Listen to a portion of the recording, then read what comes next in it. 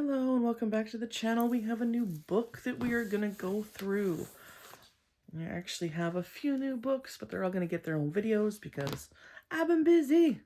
So this is the Book of Tarot, A Spiritual Key to Understanding the Cards by Sahar, Huneidi-Palmer. Okay, this is one of those fun gold gilded books that we get at Indigo Chapters. They're always kind of interesting because sometimes we don't know what we're going to get, and sometimes we're going to get something awesome. But this one I actually thought was pretty good. They actually included a lot of information in here. This is going to be one of those books that's good and useful for even the advanced reader because we've got some interesting history in this one. So just to go over the chapters quickly, tarot overview, the tarot story, including the tarot major, minor arcana, the elements, and the court cards, and some of the symbology. Chapter 2, though, is the evolution of the tarot from where it came from in China, the Memluks, Italy, and the birth of esotericism in the 18th century. Like, the history is cool in this one. Okay, and then, of course, we have the meaning of the cards, and they go through this in an interesting kind of way, and we'll go into that later. They don't go in a standard order, so it's a little funky. And getting to know the tarot oracle cards, classic or contemporary, all that good stuff. Instructions and things like that.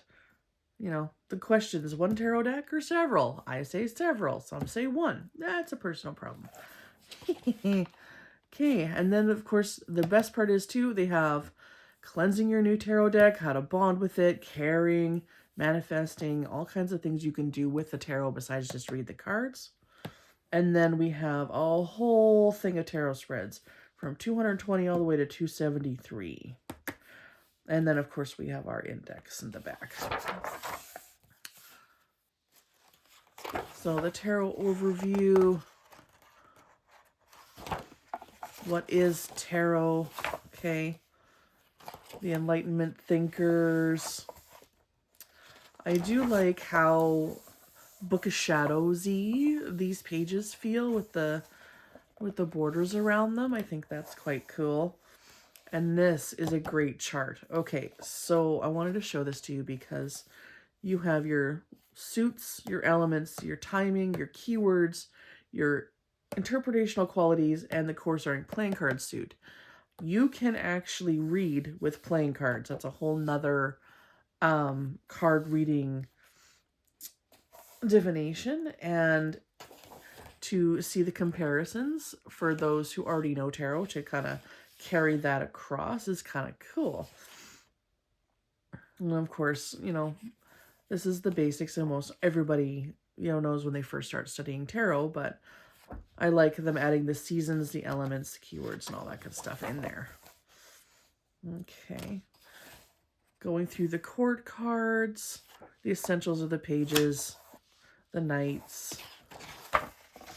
And then we have another good chart in here. All the symbology, tons and tons of symbology. It goes into the numerology as well. The dualities. We've got, like, this is a huge layout. I'm going to keep going through here. Experiencing the opposites. So it gets you going into the cards a little differently. And there's modern interpretations, there's upright meanings, there's the old school interpretation, and this is how they go through these. So how they go through is 1 to 14, basically. So pages, all of the pages. So we have the cups, the pentacles, the swords, all the pages together. And then we have the magician, who is number 1, of course. And then we have the Knight of Wands, the Knight of Cups. So it's going kind of backwards. Okay, as you can see. So now we have, and then it goes into ace. So the order is kind of funky, right? It goes pages, knights, and then aces of all of the aces, and the card number 2, the High Priestess. So looking to find particular cards when you're first looking through this book is a little awkward. It is. It's just a little bit awkward. We are linear people. We like things going in order. And I could understand if the 3 of an Empress was there, and then we had, you know, the 3 of everything else. But this is the queens, right? I mean, yes, they correlate with each other. Like the queens go with the Empress, right? And once if you already know that, like, it's a little easier to go through this book. But it's quite the slog sometimes to, if you were using this as the big reference book and you've to do a reading with, you're going to go back and forth and blah, blah, blah, trying to remember what goes where, because it's not just linear 1 through 14 and then all the majors are together, the minors are together. That's not how it goes. This is all grouped together in its own unique way. So if that's going to bother you, this book is going to bother you. Okay. That was an important thing to show you guys. Okay, let me get through all this. All these. Blech.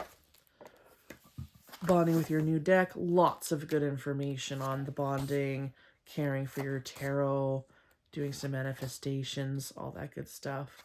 Preparing your readings. And they have a lot of examples. They have a how to create a tarot journal in here, which I think mine are prettier. But that's just me because, you know, I gotta like my own work here. And then we have the spreads. So we've got all these spreads with examples. So not only do they give you the spread, but then we've got all the interpretations and a whole example reading in here. Like, they really textbooked it out. Okay. And then they went in, and this is the chakra chapter. So we've got all of the chakras and how they result and go through with the arcanas and stuff like that. This is a chakra 7-card spread. And it goes through, and you can actually do your tarot cards through your whole chakra system. Violet, that's not helpful. Yeah, that's not helpful, baby girl. And that is the chakra spread there. So even if it's like, why do I have a headache? You can just do singles. But you can also go through the whole thing and use it to help balance everything out. Short term, and then we've got, oh my god, the zodiacs. There's a lot of layouts in here. A lot of spreads. And all of their examples to help you learn how to interpret them. And then we have our index in the back. Very, very complete. All in alphabetical order, which I like. And the list of figures. And further reading. So, of course, we've got more books by him. Always good. I like it when people put their social medias in the back. It helps so many people having that. Yes, yes. The paper is good. The gilding's beautiful.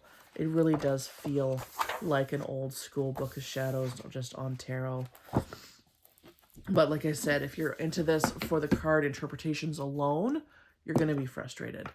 If you're in this for the history and getting some good new layouts into your repertoire, all that good stuff, absolutely. I don't think this is truly like a beginner book, just because going through the cards is a bit confusing, I'll be honest. But it is a good book. And if you want to take on the challenge and you don't mind that, absolutely go pick it up. It's on Indigo Chapters. I will find an Amazon link for it as well, so you can find it on there. I think there's actually going to be a special edition of this coming out soon. So that will be the link that I will post in the description. So yeah, is this a book you want to pick up? Is it worth the drive to go find it? Let me know what your thoughts are. And as usual, would love a like, comment, a follow, all that good stuff. It's how this little channel starts to grow. You are very appreciated if you stayed this long. May your path be lit by starlight and your spirits stay wild, my friends, and we will see you again soon. Bye.